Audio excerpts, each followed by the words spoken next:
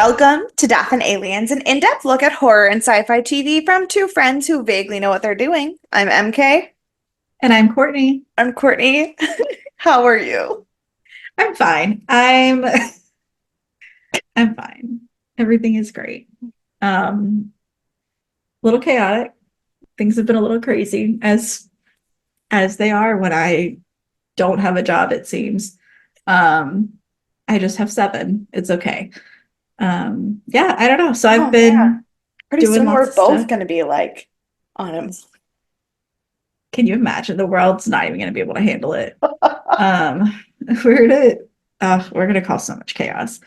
And yeah, so I've been doing, my jobs, my data annotation. But speaking of jobs, I decided to wait to tell you this on the podcast. I interviewed for a job in a Okay. freelance position with a traveling mouse company to be a Okay. travel agent, to be a Disney travel Fantastic. agent. Fantastic. It here's what happened. Let me tell you how this occurred because everyone's like, lying. I'm not a travel agent. I've never been one. I've planned a lot of travel, but I've never worked as one. I never insinuated I wanted to be one. But I was on Facebook, as you are. The And the place where everything goes awry. the place where everything goes awry. And so I'm on Facebook, and there was just an application to apply for the traveling mouse company. And I was like, I don't have a job. May as well. Like, literally, that was how much thought I put into it. So I sent Right. this application that turned out to be a lot more in depth than I expected when I pushed OK to start. So I probably spent like 30 minutes on this application, but then I was committed by then. So I was like, sure. So then, a few days later, I get a phone call from someone I don't know. So I didn't answer it. They left a voicemail saying they were the traveling mouse company and they wanted to set up an interview. And I was like, it's a scam. It came from Facebook. It's a scam. Yeah. Disregarded, did not call back, didn't do anything, just was like, nope, it's not real. So then I get an email from the traveling mouse company. They're like, hey, we got your application and we want to set up an interview with you. And I was like, still think it's a scam. Like, they've now reached Yeah. out 2 different ways, but my brain is like, it's a scam. So I did back check the phone numbers and make sure they matched the people that said they emailed me, and they did. Very Um, nice. and now I know a lot about the people that work at the traveling mouse company. But yeah, so I had an interview on Sunday with them to be a part of their team. And I'm waiting to hear back. Well, I'm waiting to schedule a video interview. I Okay. have moved past the first part, but I like it because, again, I've never, had that inclination to be like, this is what I'm doing. Yeah. But God knows I've been booking a lot of travel lately, so may as well get paid for it. Well, I say my only thing is I don't know anything about this company. This is the first time I'm Yeah. ever even hearing about them.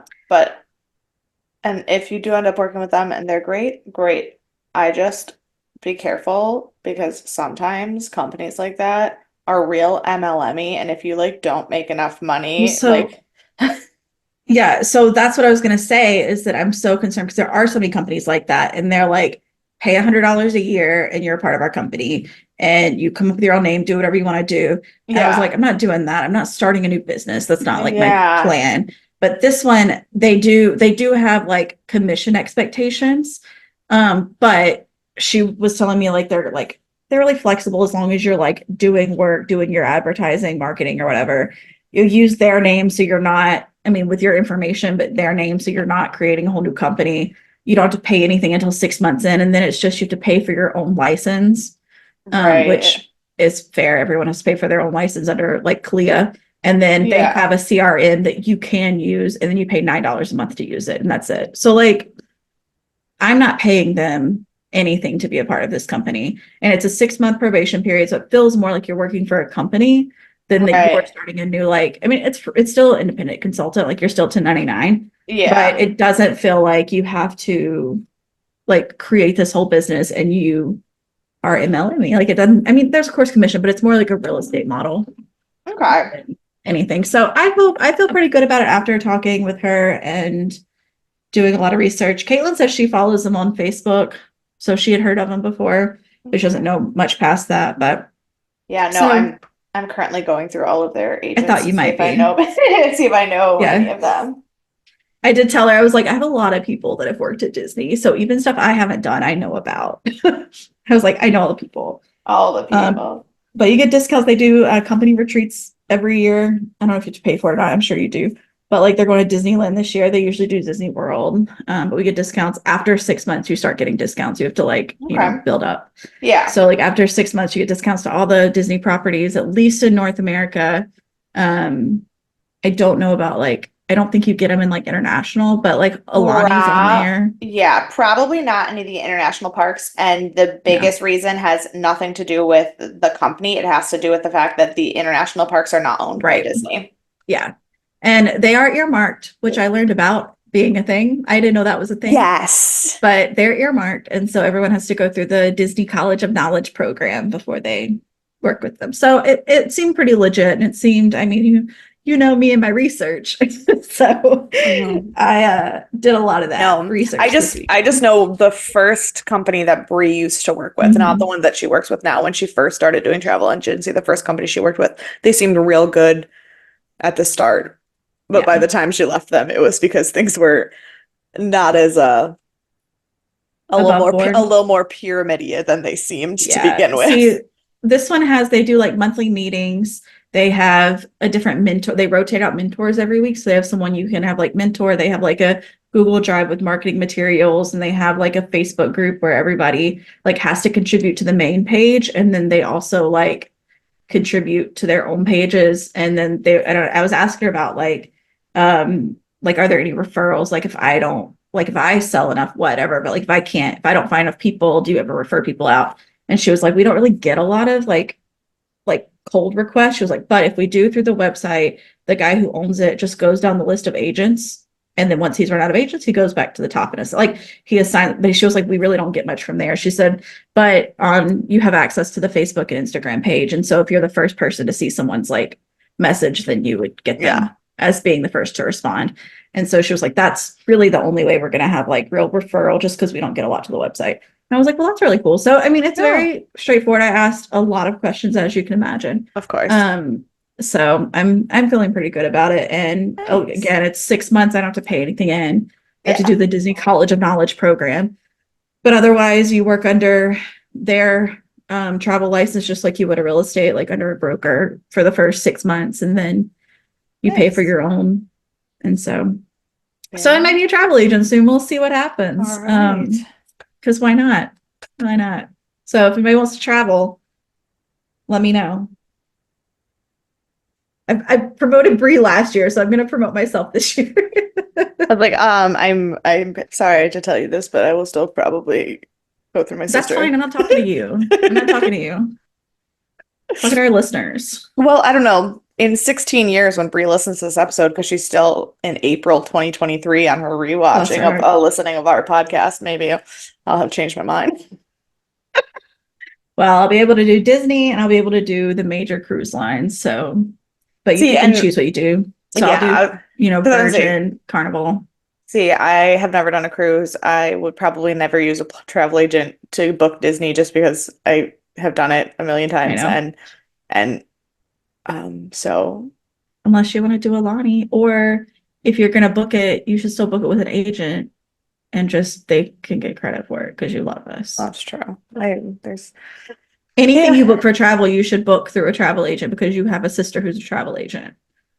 Yeah, well, You're going to pay it anyways. no. I always basically, whenever I'm booking anything, I go to her and see if it is something that she will get commission off of. And if Mhm. it's not, like, so she'll help me Yeah. like figure things out. Like, I don't actually like use her as a full on like planning the whole trip, commission me paying her thing. But like, I'll be like, Yeah. hey, if I'm flying here, she does not get airline commission because Mhm. airlines I don't don't know work probably that. will not. No, airlines don't work that way. It's really Mhm. difficult to do that. Um, Interesting. so she doesn't get airline, like, so if it's just booking flights, I might have her help me price things out, but I won't book through her because it doesn't do anything for her. But like hotels, I have a code for her. So like I'll book the hotel myself, but then it'll be like travel agent code and Mhm. I'll put her code in and so that she gets the commission on it. Yeah. So Yep, that makes sense. Yeah. So if you know a travel agent in your life, first of all, if you don't, hi, maybe it'll be me. Yeah. If you do, always book through them so they can get commissions because Because if you're going to there's no spend them, reason not to. yeah, and if you're going to spend the money anyway, and it's a deal where you're not paying them to plan your trip, you're just Yeah. booking like tickets or things. Even if you don't have them plan it, ask them if there's a way that you can give them commission codes. Yeah. Because I learned a lot of travel agents, especially with like Virgin or more like luxury things, are charging now. And I think that's crazy. Like, I guess I get it, but also like Free charges. you're that should oh Yeah. yeah, Brie charges. People charge. But yeah, no, I don't I don't, know. but I don't know. Well, I don't know. I think I don't know if she like has a charges a like fee per se, or if there is, but she gets paid by the hour for the work she Mm, does. So I don't know if it's a hmm. direct charge to her or to the company that she works Gotcha. under, but she get like, because she gets, it's not, I mean, she does get commission, but it's not a commission based job. It is like I an see. hourly pay Hmm. thing. See, this one will be commission based. Yeah, so like when she's helping organize an itinerary, she has a stopwatch that she does, so she's actually tracking. Smart. Yeah. Smart. Yeah. Now that we've Nice. told you how to book all of your travel. Yes, if you need anyone, reach out. We know people. It's true. Um, my How are you? What's I was gonna happening in say your life? that was all you. My I know. sisters are both married. So weird. Yay. It was last week was the longest, most exhausting week of my life. I'm so terrified for my own wedding. Like I was so tired. So tired. I made it to the technical end of Gabby's reception, which I've never made it to the end of a reception before. Um, so the DJ ended and was closing things up, but I did not help break anything down like I told. Well, but and part of that was because I had to get up super early Sunday morning and nobody else did. So Yeah. I was like, Mom, I'm so sorry, but I'm gonna die. Um, Yeah. but yeah, I literally didn't know where my phone was for like 92% of the day. I had took zero Yes. pictures. Correct. Zero pictures myself. I have some pictures that Bree took or that my mom or that like um other like family members took and sent to me. I have the pictures that like people have posted on Facebook. I have Yeah. no pictures.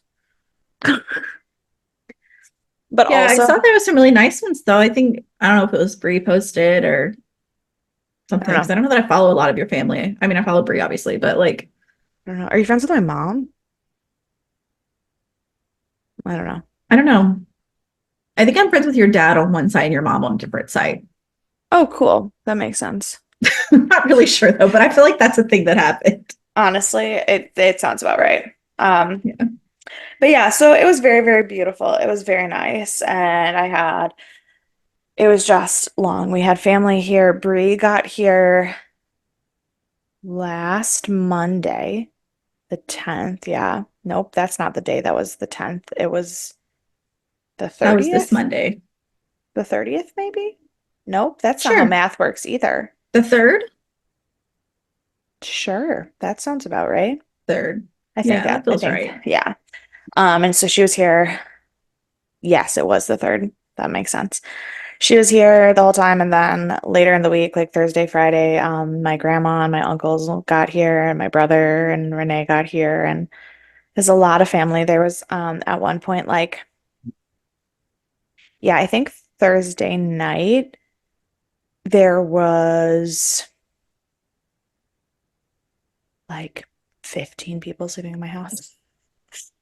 I think Great. the three who live here. Two, three. Only 12. There's 12 people sleeping in my house, and two of them are under five. So like, That doesn't really count. yeah, there was just They're 10 my real adults. There's people. 10 adults sleeping in the house. That's still a lot, but It's still a lot. yeah. Um, so it was just, it was very, very nice, and everything turned out lovely. My sister forgot her bouquet while she was walking up the aisle, and then halfway through just goes, and it was adorable, and they laughed, and everybody had a good time, and It Did someone was, bring her flowers? yes. Okay, good. Yes. Okay. It was very cold that day. But it didn't rain. It rained like buckets on Friday. Like we had the rehearsal inside. It was like literal, it looked like Florida, but without the heat. It was fucking wild on Friday. And then Sunday, while we were at the outdoor picnic memorial for my uncle, it was also raining the whole time. But but on Saturday, it did not rain until much later in the night. Like it was raining, I think. It was definitely raining when they were watching the fireworks at like 10. So, and I think I went outside to check everything at 9:30 and it was sprinkling a little bit, but whew, it was a weekend. Well, good luck. It's good luck when it rains on your wedding day, but also Yes, great that it didn't rain during the during his wedding. exactly. Yeah. Exactly. So it was lovely. And I'm very, very much looking forward to sleeping, which I still have like 2 weeks before I get to do that, but like we'll pretend that that's going to happen this week. Yeah. Very soon. Very soon. It's fine. It's fine. While I'm sleep deprived and wild, can you give me something to put me on the right path? I really thought you were going to say put me out of my misery. Um, because no, I can't do that, but I can put you on the right path. Good. Um, only when we're drowning do we understand how fierce our feet can kick. Amanda Gorman. Amanda Gorman, I just was using her poem for practice for an exam today. She's great. I love her. Yeah. So check out her poetry if you don't know it. Yeah. It's wonderful. Well, and if you don't know, this is a Stargate SG-1 podcast. I was telling Nick earlier, he was like, "What are you talking about today?" And I was like, "Stargate Hannibal." He was like, "I knew you were watching Hannibal. I didn't know Stargate." I was like, "For the rest of our lives." And I explained because he doesn't really listen to podcasts, so he Yeah. doesn't really know.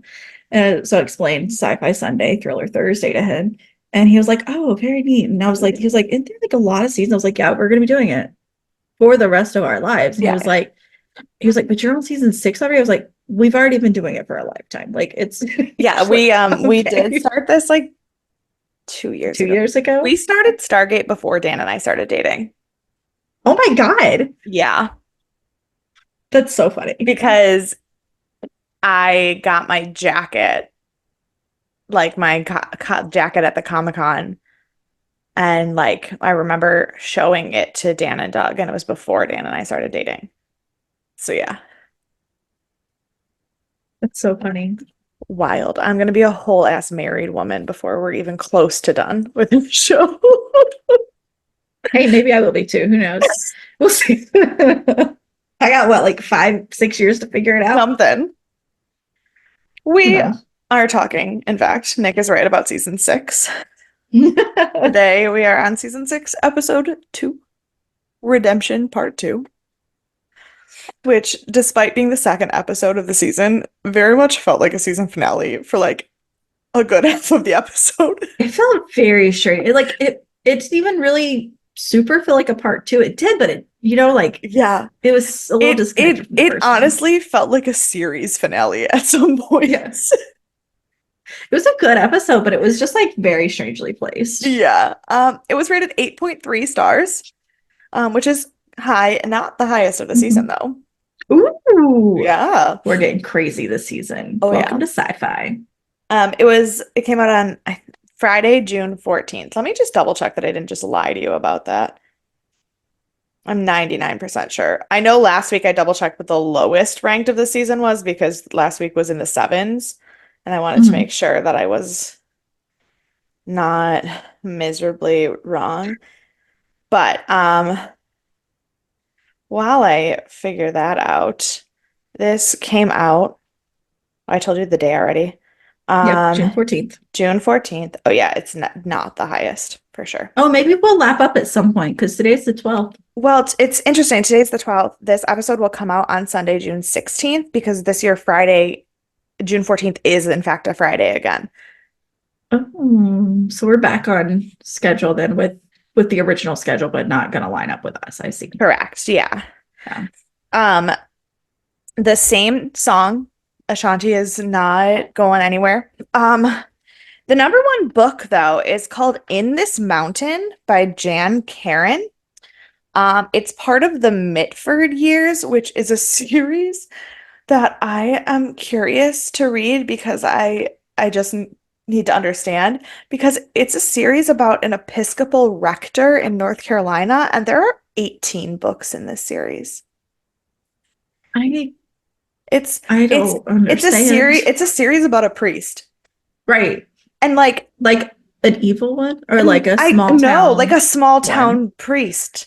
That's a really long series for a small Right? town priest. Correct. I'm very like I need to at least read the first one to figure out what the vibe of this is. Like, Who are we is this person's name again? Jan what? Jan Karen? With a K? Yeah. Okay.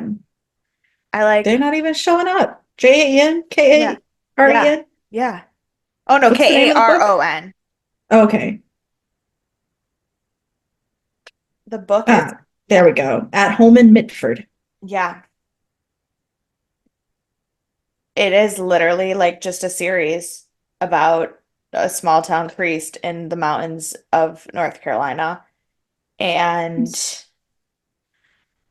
It is I 413 pages. I am not reading this book. it's 413 pages, but it's also one of 18 books in the series. Well, I was going to give it a go if it was like a 250 page, maybe 300 book, like a shorter one. But Yeah, it no, wants to be like a long book. well, It's it's not, not fantasy. It should not be that long. no. Oh my God. But it also, there's like 18 books in the series, and she also wrote a cookbook and a bedside companion to go with the series. What a wild time. Speaking of this, I'm so sorry. This episode's 17 hours long Yeah. already. But speaking of books that go along with companion things, have we talked about Poe on this podcast yet? The band Poe? No. Okay, so I've just discovered them. She's very like Alanis Morissette vibe, same time frame. She's not active right now, but she wrote an album that ended up being a companion to her brother's book, House of Leaves. You've heard of the book House of Leaves? Yeah. So Yeah. she Yeah. wrote this like companion album. I have the book, I haven't read it yet. And so I think that's way cooler to have the album companion. Perfect. Sorry, I'm reading the description of this book and I forgot that this is a sect of Christianity that allows priests to get married. It made me very confused when I first read it, but they can. It says, it's easy to feel at home in Mitford. The high green hills, the air is pure, the village is charming, and the people are generally lovable. Yet Father Tim, the bachelor rector, wants something more.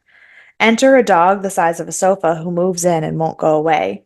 Add an attractive neighbor who begins wearing a path through the hedge. Now stir in a lovable but unloved boy, a mystifying jewel thief, and a secret that's 60 years old.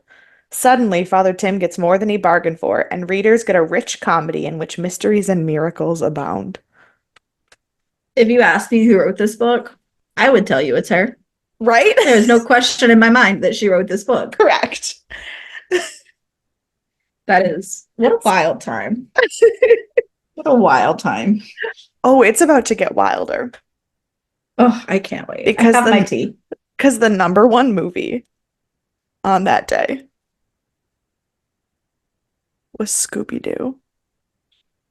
The live action Yes. one? Oh, I love that. I have not watched the new one. I keep saying I'm going to watch Scoob one day and I haven't watched it yet. I haven't But watched it I either. love the live action one. It's so The good. live action Scooby-Doo with Rowan Atkinson Prime Freddie Prinze Jr. and Sarah Michelle Gellar. Prime. and Matthew Lillard, who just is Oh, Shaggy in real he life, is. and Linda Cardellini being a fucking bombshell for no Literally, reason. literally the best cast. Like, God, nothing is ever going to top that film. It should be number one forever now. Forever. So yeah, Scooby-Doo, the 2002 Scooby-Doo is a movie that I quote more than I would like to admit. So there's that. Um, on that day, The Bourne Identity was also released, but don't worry, Scooby-Doo was more popular than the Yeah, movies. I do like the Bourne Identity, but Scooby Doo is better. Yeah. And the second largest recorded asteroid of all time passed Earth that day.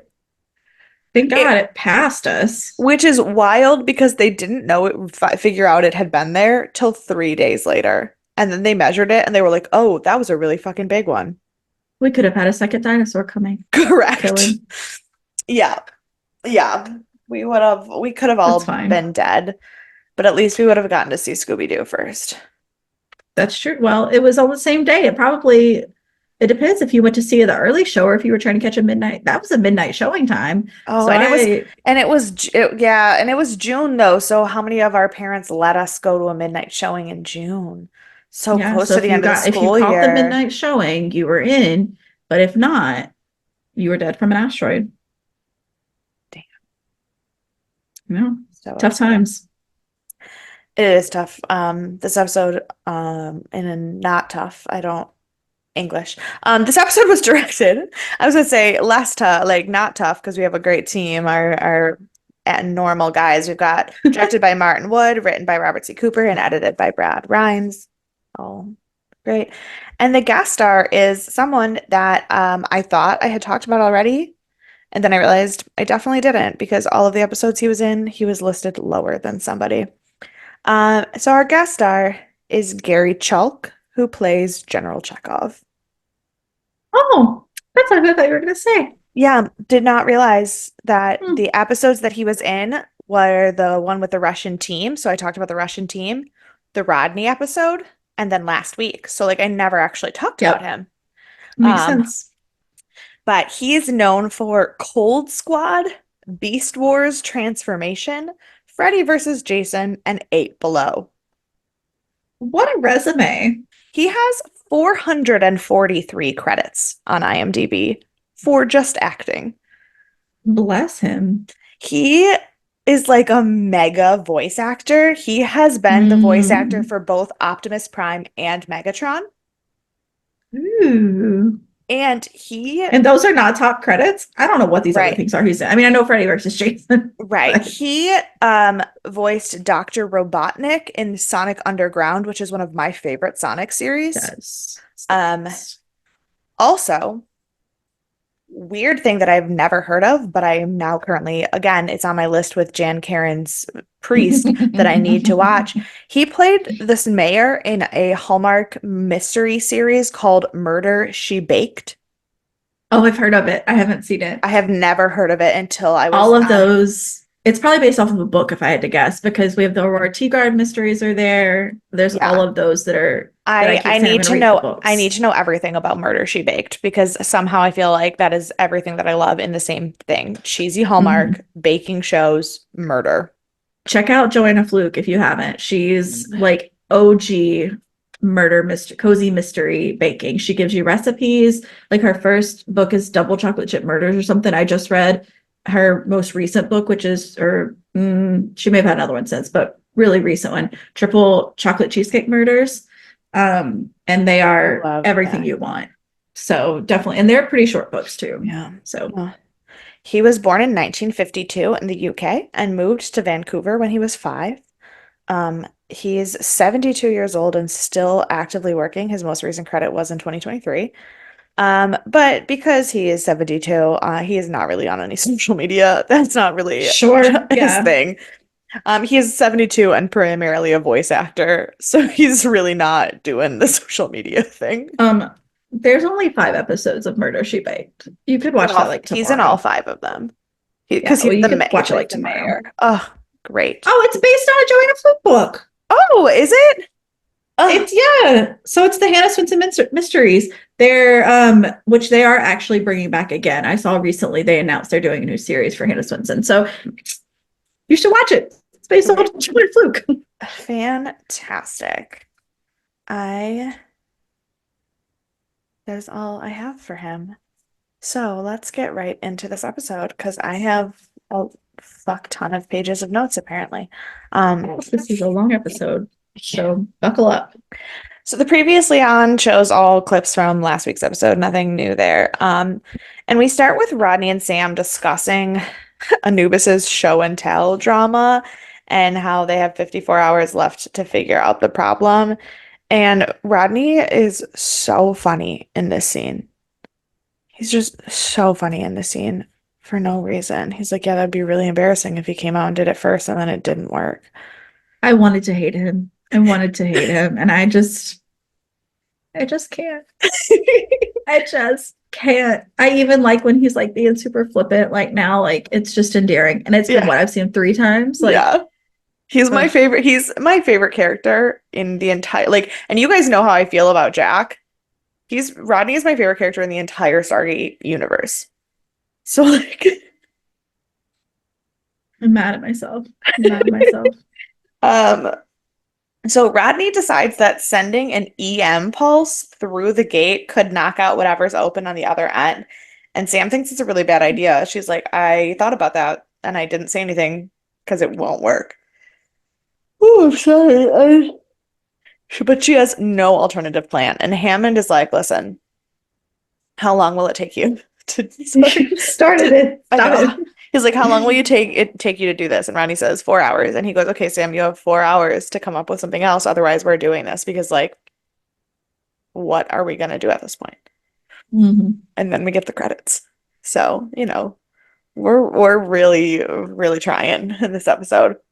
We are starting a rivalry Yeah. from minute one. We go back to the Jaffa planet, and Braytak has discovered which gate must be the one contacting Earth because he has tried every other gate and it's the only one he can't get a signal from, and he has called it multiple times and it hasn't answered any time. So they know where they're going. Um, Back on Earth, Sam is still stressing about the plan, and Hammond says it's only going to work if she's cooperating with Rodney. He's like, I know you think it won't work, and it might not, but if there's any chance, you have to help. Which is true. Then we go back to I called them the Jaffa Dream Team. They are, though. I know, and they're heading to the planet, and they find it heavily guarded, which is a good sign that they are at the correct planet. Um, And then the begin later in the episode, it felt less jumpy, but the very beginning of this episode was like, well, this location, that location, this location, that location, because they were Yeah. like, let's get us back up to speed.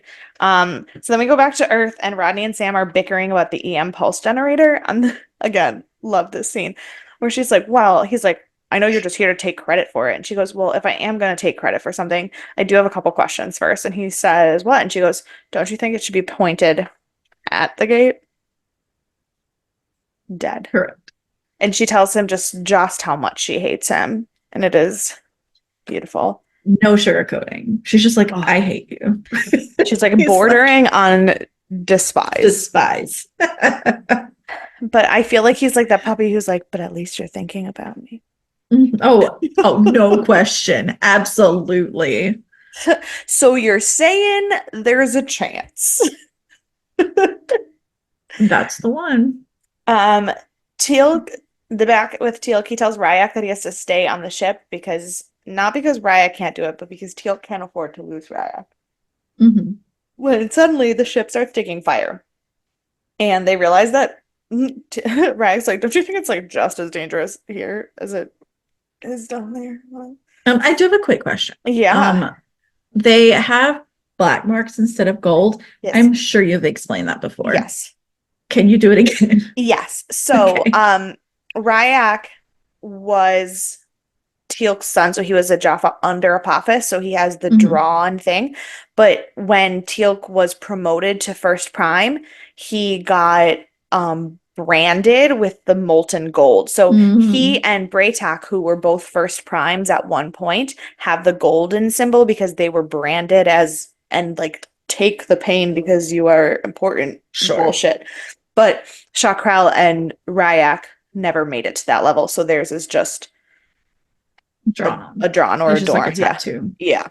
And it probably is a tattoo, not necessarily like a marker, but Sure. it's like tattooed, not molten Mhm. gold poured into your Right. forehead. Yeah. You Okay. know. I knew there was a reason and I thought it was Yes. something like that, but I couldn't remember. So, It's all right. So they decide that Ry'ac should go with them. Chakrel says, I'll do my best to stay out of the way and come back.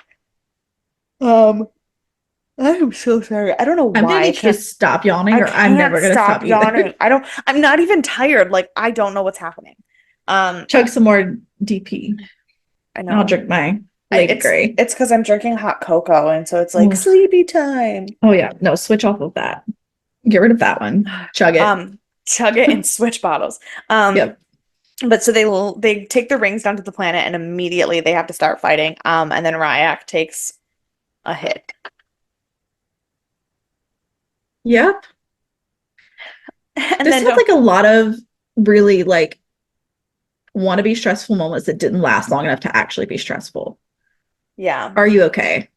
there was a very long hair in my cup, and it was not mine.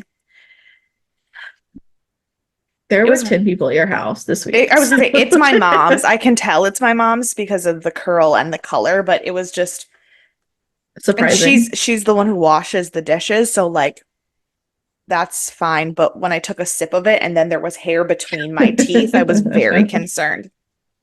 Apologize for everyone who just watched that happen.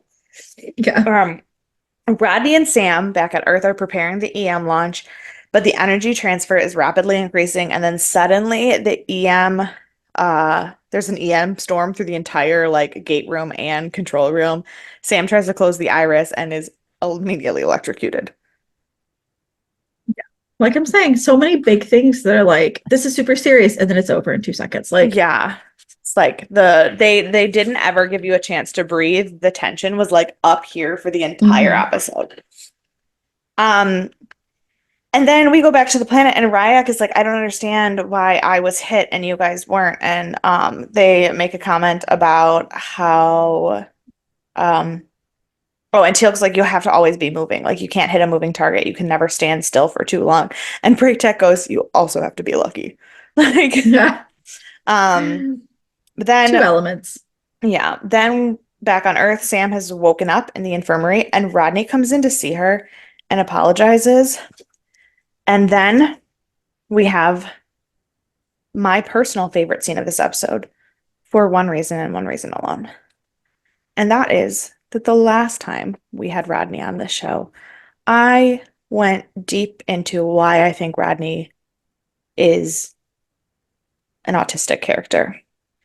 And if this trauma dump about how music and science exist for patterns and then art doesn't make sense in his brain and how he's not good at anything that requires being artistic because it needs to be in order does not tell you with a giant flag that he is neurodivergent as hell. I don't know what Yeah. else I could possibly do to explain that. I thought about that because I met with Jacqueline earlier this week, and she was like, we were talking about like pitch ideas for sync and TV and stuff.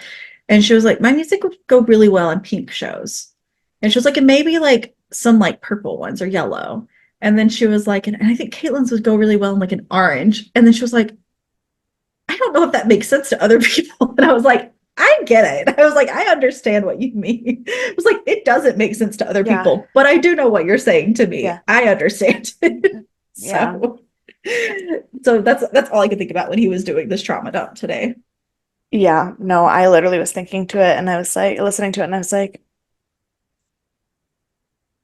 I'm surprised he didn't start talking about a train. He's not that far. He's not that far. I don't know. I've only seen him 3 times. I don't know. But Um, yeah, no, he is that far, just his fixation didn't happen to be trains, it was like spaceships instead. Like it sure. Yeah. wild. Um, but he's explaining and he's like, telling you all my childhood trauma is basically me explaining why I'm ready to let you take the lead and not be in charge anymore. Which it reminds me of the idea that, and this is something that I struggle with a lot, the idea that um, what is what is the word? Neurotypical. I couldn't figure out what the word that was opposite of The other divergent. one. Yeah. The Yeah. idea that neurotypical people don't understand the responding to your story with a story.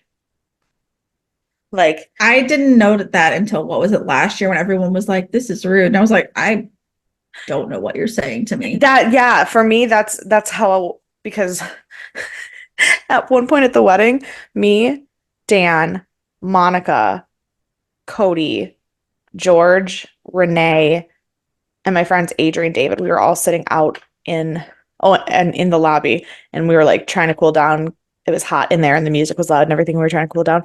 And somebody walked by and was like, "Oh, what is it you guys doing over here?" And I was like, "Oh, this is," and Renee and I at the same time were like, "Sorry, this is just the autistic corner." And Bless their heart. and Monica was like, "Oh my God, it is." And so like I've always grown up in around people who are not neurotypical, whether it be autism or ADHD or depression or any like whatever. Like none of us have Yeah. functioning brains. So when I got to other people who just like said, "Yeah, that's really, I'm really sorry for that," and then didn't respond with the story, I was like, "Oh, is that what you're supposed to do?" And so I relate to Rodney in that moment where she's Yeah. like, "Why are you telling me this?" "Oh, I'm trying to bond." Yeah. This is how we do that. Right? Yeah. Um, then back on the other planet, Team Jaffa has made it to the weapon, and they've discovered that it's actually technology made by the ancients that Anubis has co-opted, and they're going to try to destroy it because chances are, if Anubis has only co-opted it, he doesn't actually know how to repair it. But while they're still trying to come up with a solution, oh, not this solution, the EM solution. Well, it just says while they're still trying to come up with a solution, but I didn't write who the they was. Right. Rodney and Sam find Jonas just wandering alone in the gate room with a cup of coffee, staring at it. Look, that would be me. If I was trapped in there, I mean, that's what I do every day anyways. I don't have a car. So like it's a way. So I I'm just just, walk around with coffee all day. Like we yeah, left to go to town today. When we came back, I was like, I need to make another cup of coffee. So I get it. yeah. I am one with Jonas. But I loved how Sam was like, "Rodney, what are you thinking?" He goes, "I'm just thinking, what is that little alien guy doing down there?" And for a hot second, I didn't remember Jonas was an alien, and I was like, "Who the fuck is he talking about?"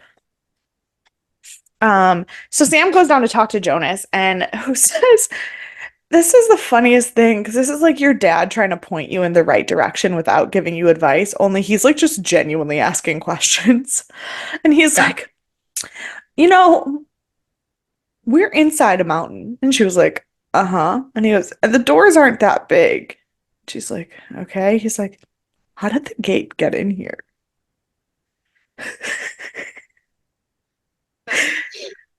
And Sunshine's she like, we're calling out everything. We're making sure you know how and this works. and Sam's like, "Well, we opened the like there's a chute. That's not the right word, but you know what I mean." And like they dropped it down and he goes, "Oh, well, can you pull it back up?" And Well, perhaps you could. Sam's like, "Holy light bulb." Great. And so they decide they're gonna just move the gate. Because they're allowed to do that. Yeah. Well, kind of. They're allowed to do that. It's whether you are capable of doing that because we find Right. out more information later that is makes this wild. But then back on Jaffa planet, Teal'c and Braytak get to the weapon and they find a shield around the entire perimeter, and then we leave them again because we only tell their story in small doses. Um, Sam is telling the scientists the plan to move it away from the gate, and they figure out they're going to take it out and put it on a plane and blah blah blah. And then she says to Hammond that if this works, they won't have a gate anymore. And he's like, "Yeah, I thought of that." And that's not great. No, no. Because then only the Russians have a gate. Um, That's terrifying. season 6, we're 2 episodes in, and we haven't hated the Russians any less. Correct. Um, Correct. back to the Jaffa Dream Team. Braytac and Teal'c get caught by the other Jaffa. So maybe not a Dream Team anymore. Yeah, well, Yeah. what can you do? Then, speaking of the Russians, Chekhov tells Hammond that Russia is willing to rent out their gate to the US. And Hammond is like, you imbecile. The gate has to be buried. Like, we have to stop this from happening again. We can't, if this doesn't work, we have no other options but to completely get rid of the Stargate program altogether. Which would be a real bummer for the rest of the seasons we Yeah, have. what would they do? Ooh. Then we go to the other planet where the Jaffa commander begins interrogating and torturing Teal'c, who will not tell him anything. Not really the most interesting In scene. true warrior fashion. Correct. Mhm. Then we go back to Earth, where Sam is explaining the whole plan to Jack, who will apparently be flying the X-302 alone with the This entire man, Stargate attached to it. this poor man, this is the third time in just like a couple of seasons that he has just flown into the abyss, hoping he doesn't die. Yeah, Like, and he's like, well, and he's like, well, what, blah blah blah, asking questions about the plane, and she's like, well, we have to change some, like we have to fix some things because like we have to adjust for the weight of the Stargate. And he's like, yeah, how much does the Stargate weigh? 64,000 pounds. I just don't, I don't know. We don't think things through all the time. No, I mean, I'm trying to figure out what is, let's see, weight of a, How many Danny DeVitos is that? oh, so many. I mean, a 747 weighs approximately 400,000 pounds. So it's like a fourth of an airplane. Okay. So that's not, I mean, A third, once you cut that wing off, yeah. the door off. What did they cut off the door? Let's see, what is the heaviest elephant weight? 24,000 pounds. So I it's was like, gonna say less than 64,000. no. I knew it was going to be less than 64,000, but I was trying to figure out how many How many elephants make a elephants? Stargate. The answer is 3. So like that's not as wild as it seems. It's not as wild as I Yeah. expected, no. A fourth of a plane sounds much bigger Than 3 than elephants. 3 elephants. Um, Then on the other planet, from his hiding place, Ry'ac hears that Teal'c and Braytac were captured and being moved to the Haytalk. So he's like figuring out what to do. Then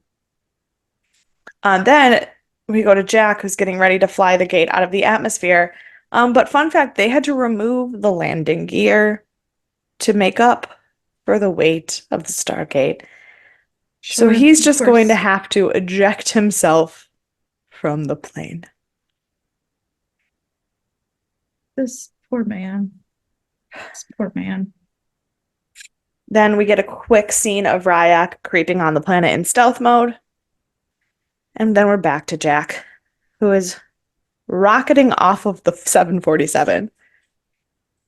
He's literally using the 747 as the rocket booster for his spaceship. Yep. Because that is what we do. And he's carrying the gate out of the atmosphere, but the flight is getting real bumpy. It is not looking like he's gonna make it. Not looking good. So then the engine is like not working correctly. And Jack has to like use the main thrust way too early, and we have a really long scene of like technical airplane science babble that I don't really fully understand, but basically Jack is going to fall back to Earth rapidly in a plane. And Rodney suggests that he just does a nosedive and drop the gate into the ocean to at least do something. Um, because having it blow up in the atmosphere, not a good idea. Yeah. Um, Back to the other planet where Ry'ac stole the glider and saved Teal'c and Braytech. Because of course he did. This whole episode, there's so much. Yeah. There's so many things that it's just like, how, why? Oh, yeah. Sci-fi. They're just balling. They're balling now that they're on the sci-fi channel. Yeah, which like the next part where Jack's like, why don't we use the hyperdrive? Which obviously we know doesn't work. But at this point, like, fuck it. He's like, I gotta do something. And May as well. Sam, Rodney, and Jonas all work together to figure out that it actually should be doable for him to use the hyperdrive if they only try to open the window to like jump up in the atmosphere and not actually go into a different galaxy. So Hammond calls the president and gets approval to do that. Sam and Rodney create a whole new protocol for the hyperdrive in 3 minutes. Because of course they do. Of course they do. Then, of course, we go back to the other planet where Ry'ac is trying to destroy the weapon, but gets attacked by more gliders. So, you know, Jack's probably going to die. Ry'ac's probably going to die. The whole Earth will then also die. And we're going to lose the Stargate. Yeah. Jack jumps into hyperdrive and pulls the chute. We find out that the gate exploded over 3 million miles away from Earth, and everything seems like it went well, except for that no one can find Jack. Which means it did not go well. But then don't worry, they're like, just kidding, he's there. Found him. And then they Again, you they get show 3 seconds of stress before it's resolved. Yes. Which also, if you watched him pull the chute in the first place, you don't really think that he didn't make it. Like it's fake stress. Right. And then Ry'ac destroys the weapon, but his ship goes down. So again, this one, they let you hang on to the stress for a little bit longer. They do, yeah. And then Rodney's getting ready to leave. They're talking about what they're going to do now, and where they're going to go. And Sam says goodbye to Rodney and kisses him on the cheek and tells him that she doesn't hate him anymore. And so good. Like a kid in a candy store. Oh my God. He's like, really? And then everyone is packing up their offices because they don't have a Stargate. So they don't really have a Stargate program. So everybody's like cleaning up. And and Hammond tells Jack that like the president wants to talk to him and he can have whatever job he wants. And he's like, yeah, but I think I just want to retire again. And Hammond's like, me too. Like, I was supposed to retire 5 years ago, and look how well that worked out for us. And he goes, but honestly, like, I'm having a really hard time because I'm feeling responsible for the off-team worlds that have like off-world teams that have no way to get back here. But then the phone rings, and Hammond's like, well, we're receiving a communication. So they go down to the gate room to receive their communication. And it is Teal'c calling to tell them all that the weapon is destroyed and that they are approaching in a gold cargo ship, but it is them, and asks if everything is okay. Now, it's great. The thing that upsets me about this is that you don't realize right away what's happening because they're all standing there in the communication, and so someone must be flying the ship, but then every time they show them in base, they never show Chakrel with them. So I'm not 100% sure if Chakrel makes it or not. Like, you know what I mean? Oh, yeah. Mm-hmm. I mean, he must have, because he must be the one flying the cargo ship. Right. Because the rest of them are all standing up. Also, autopilot. Yeah. To land? That feels risky. I don't know. So did everything else this episode. So why not? But they are installing a new Stargate because they now have the Russia Gate. And Sam's like, how did we get it back? He's like, oh, well, we got it in exchange for money and the plans for the X302 and the X303, which is going to be the new model of ship. some fancy upgrades. And he's like, oh yeah, and something else. Um, then we go to Ry'ac, who is saying goodbye to Teal'c and Jack because he has chosen to leave with Braytak to help spread the news of the Jaffa Rebellion rather than staying there because, you know, he's a warrior now. He's a man. He saved everybody. Um, and then we get a really good scene where Jonas goes to Jack and apologizes for everything. And Jack's basically like, what do you want me to say to make you feel better? So I don't blame you. And Jonas is like, it has nothing to do with what will make me feel better or what will make you feel better. It has to do with the fact that, like, we can't change it. And nobody would be better off if we just did nothing about the future. He's like, I have to live with the fact that it's my fault that Daniel's gone as much as you have to live with the fact that it's my fault Daniel's gone. Yeah. Like, I can't take that away, but I can help. Like, and so then Jack goes to Hammond, and turns out the deal with the Russians was to put someone on SG-1. And then Jack suggests something that will come up again. Don't worry. That they just get their own team. Like, fuck putting one of them on our team. Why don't we just give Russia a whole team? Which sounds like a good idea to me. Sure, yeah. And he's like, Hammond's like, well, what about SG-1? He's like, well, I already decided who I want to be on the team. And then we get a beautiful shot that really should have been the end of the first episode of the season, but they wanted to do a Big Bang two-parter of the new team walking out of the gate onto their first mission together. Oh, bless their hearts. So, I do have some trivia if you want to get into that before we talk about our thoughts and feelings. So the parachute footage of Jack jumping out of the plane is actually from legitimate parachuting footage from the Apollo program. Like, that is NASA video footage. Okay. Right. This trivia, just in case we were trying to keep track of which gate is which, the Antarctica gate is the one that got destroyed. The Giza gate is now the one that is back in the gate room. So we're back to the Alpha gate. And then my next note says DHD continuity errors are planned. And this has to do with something. So Joseph Malozzi said in a forum, someone asked why couldn't the SGC just use Antarctica's DHD to save Teal'c in seasons 5's 48 hours. And he said it will be explained in the Redemption two-parter in season 6, but the DHD was moved to Area 51 where it became depleted. And the fact that this device, which has worked for thousands of years, eventually loses power is a fact that will play into an upcoming episode. So the idea that, like, the gate does things sometimes and does things not correctly other times is actually not a continuity error. It's all building up to other things, which is interesting. Yeah. So, and then what I wanted to read to you, one of my notes just says, read this interview.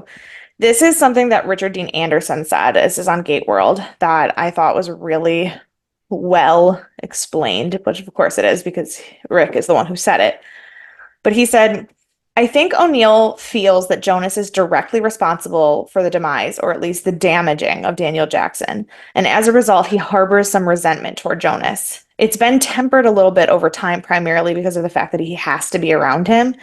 So O'Neill has finally come to the point of accepting Jonas, but not entirely.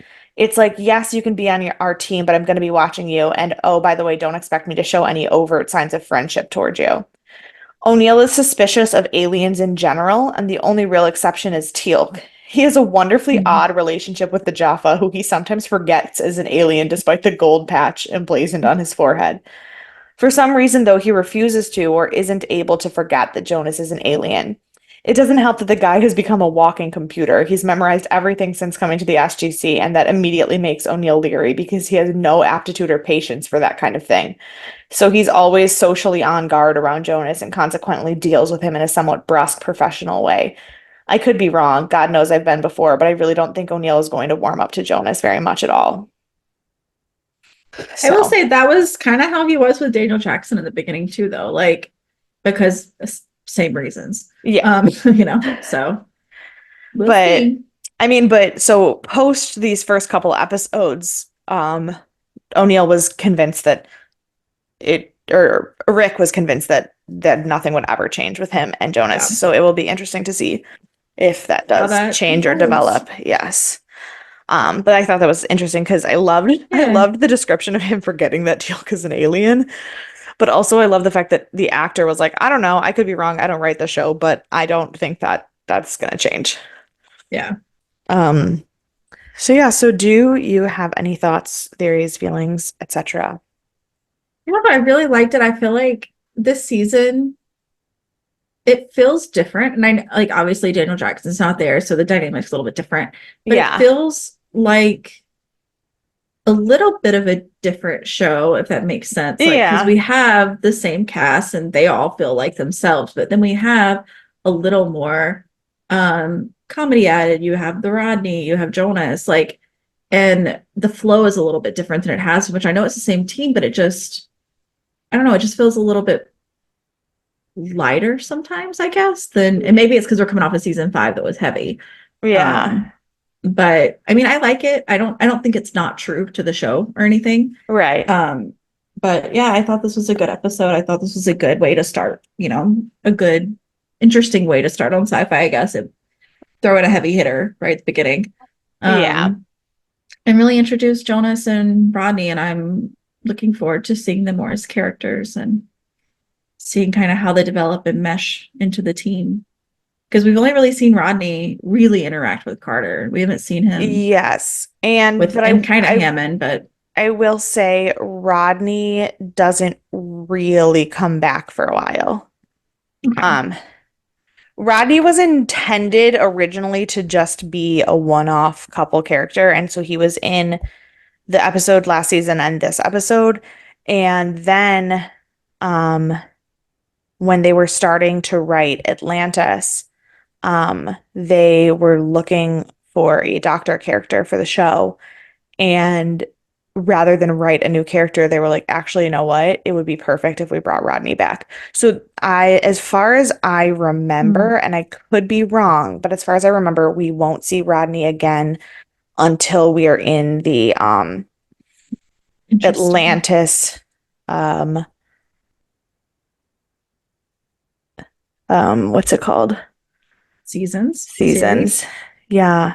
Well, not series per se, because I mean, I think there's the first couple episodes of, spinoff yeah, well, no, but the first couple episodes, like of that season, does require some crossover um knowledge for knowledge. SG-1. Yes.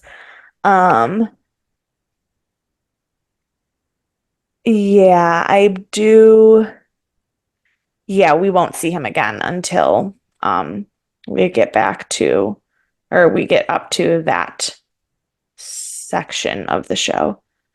Interesting. Okay. So, so just I don't really want to spoil his character, but just so you don't expect him to come back a bunch this season, he won't. Good to know. Good to know. Yeah. Well, then I'm looking forward to seeing how Jonas Yes. meshes into the SG team. Yeah.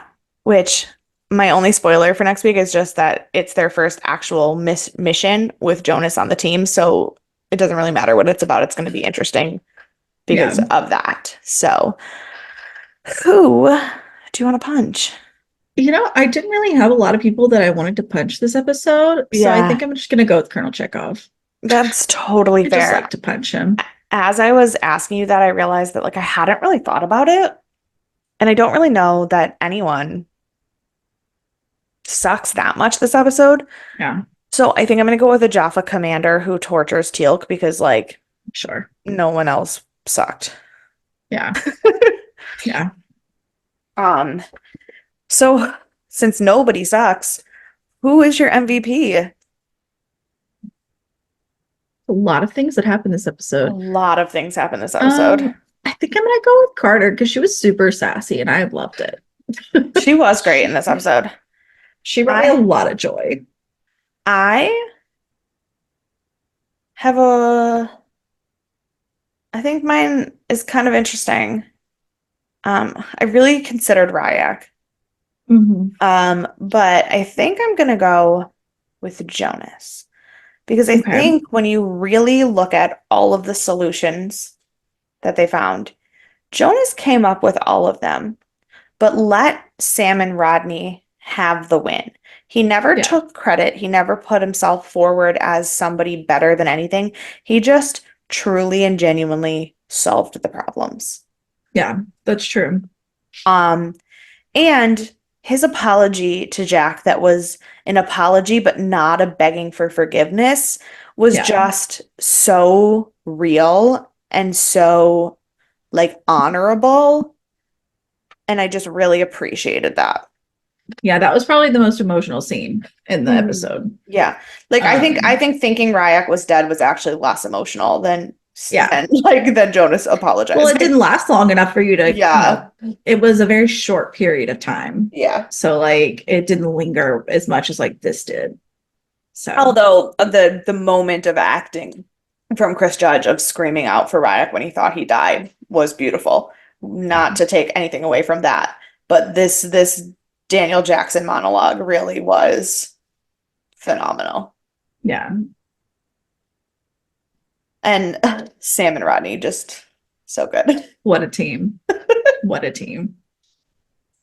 Well, now that this has been the longest episode of Death and Aliens in for It's fucking ever, definitely over an hour. Sorry, we for talked a sh lot. yeah, it's over an hour. It's bordering on an hour 20, I think. So Sure is. Sure is.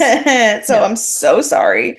Um, but with that, if you have any questions, concerns, theories, feedback, anything, please feel free to email us at deathandaliens@gmail.com. You can follow us on all the social medias at Death and Aliens. It's almost summertime, so there might start to be actual things on the social medias because, we both don't have jobs. And you can follow me everywhere at EMKAY_superstar.